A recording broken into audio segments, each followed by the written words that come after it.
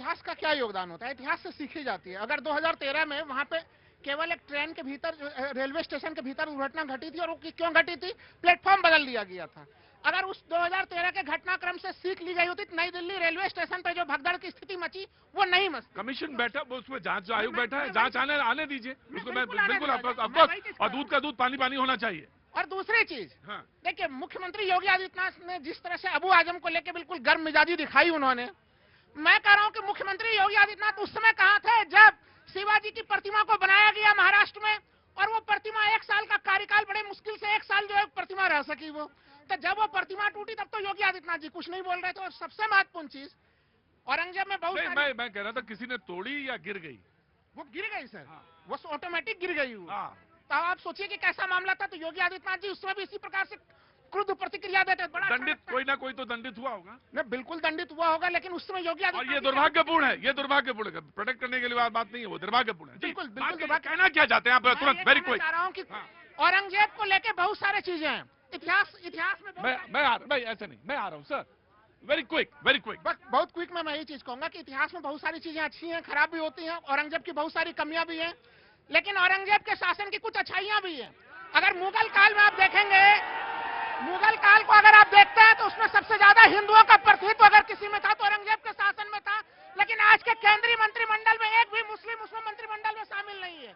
ये आप देख लीजिए कैसा स्वरूप है औरंगजेब के शासन का, कैसा स्वरूप है इनके साथ। राइट। मैं आराम से बहुत आराम से मैं लोगों की प्रतिक्रिया ले योग्यता पे ही रखा होगा उसने। ये बिल्कुल उसने, आप क्योंकि वो जो कंचे वाले हैं ना, वो उसने खाम की गोलियां नहीं खेली होगी, उसने रखा होगा तो अपने काबिलियत पे रखा होगा। मैं आया जी।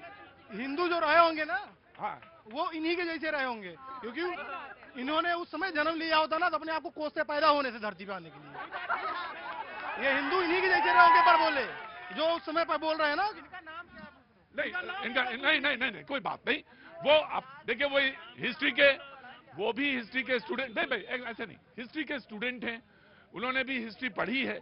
हिस्ट्री के वो जो उनके हिसाब से जो कंसीव, एक मिनट बेटा, जो उन्होंने किया वो उसको सामने रखा। इतिहास की किताबों से उन्होंने अपना उल्लेखन दिया और उसका उन्होंने एक पक्ष रखा। मैं जरूर आऊंगा।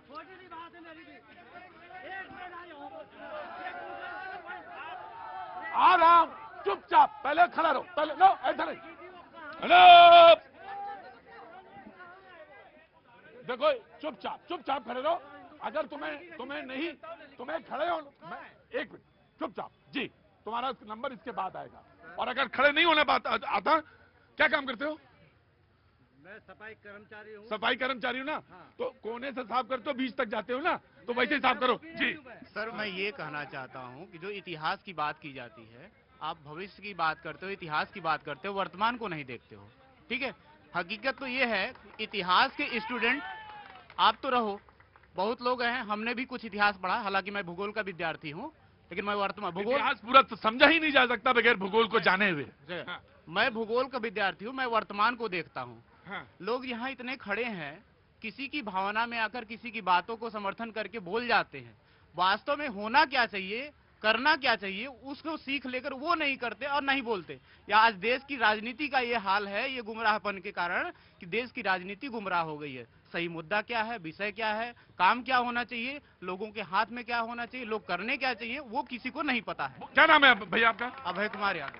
अभय कुमार यादव कहाँ के रहने वाले हैं? जौनपुर के रहने वाले हैं। एक बात रखा, एक प्रोस्पेक्टिव रखा उन्होंने जी। ऑफ कोर्स मैं आ रहा हूँ, लेकिन मैंने वादा किया था उधर, तो मैं उधर होके आ जाऊं, फिर आता हूं आपके पास जी। हाँ जी, क्या नाम है आपका? मेरा नाम महेश है। अरे तो जन असली राजपूत चौहान है? ये है, है? हरिका जन राजपूत चौहान, क्या? भागीरथ की पीढ़ी। आज एक मिनट अरे सुनो मेरे भाई, सुनो मेरी बात। हाँ, मैं चश्मा तभी दूंगा जब तुम सुनोगे मेरी बात। क्या नाम है, परिचय दो अपना। मेरा नाम महेश है, हरिका जन राजपूत चौहान, भागीरथ की पीढ़ी। आज कुछ सवाल पूछना चाहती है, सबसे पूछो। मेरा कोई सवाल दें। हाँ जी, बताइए आप, वर्ल्ड की राजधानी पहले सबसे पहले कौन सी बनी थी? आ जाते मेरे पास, बहुत सारे लोग आते हैं। चौहान साहब मैं आ रहा हूँ। चौहान साहब मैं आ रहा हूँ। आप सबसे योग्य आदमी हैं, शो के बाद आपको पुरस्कार मिलेगा जी। Sir, we should know the real history actually. एक मिनट प्लीज प्लीज पाजी, आप तीनों लोग बहुत पुराने लोग हैं और जिम्मेदारी आप तीनों की है, मैं नहीं जानता। चौहान साहब चुप रहिएगा जी। So whoever the government is, we have the right to know the real history of India. Yes, sir. और ये बात सच है, इतिहास जो बिल्कुल सही हो और जो वो जानने का हक है, हम सारे लोगों को हक है, हम सारे नौजवानों को, कि इतिहास एक्चुअली में है क्या और क्या रहा और किसने कब क्या लिखा, ये बात नहीं, लेकिन सही इतिहास जानने का हक है जी। कहां से आना हुआ? छतरपुर मंदिर। छतरपुर मंदिर, मैं आया जी। जी जनाब। मेरा क्वेश्चन मैडम से ये है। एक मिनट। अरे चौहान साहब कृपा करो, मैं आपका दास हूं। हाँ जी। वो बोल रहे हैं ना इतिहास जानना जरूरी है, उनसे पूछिए कि जो हमारी नालंदा यूनिवर्सिटी थी जिसमें कितनी लाखें बुक्स थी, वो जब जला दी गई है तो हमारा इतिहास कहाँ है? बोला जाता है पूरे भारत में अंग्रेजों का शासन रहा है, राजस्थान एक इकलौता ऐसा है जिसमें कभी अंग्रेज आए नहीं है, तो इतिहास कहाँ है? बताया क्यों नहीं जा रहा? वही उसने वही कहा, उसने गलत नहीं कहा, उसने कहा कि हमें जानने का हक है जी। बीजेपी जी। अभी देखिए, इन लोगों से उम्मीद इसलिए नहीं कर सकते, थोड़ा ऑडियो बढ़ाएंगे।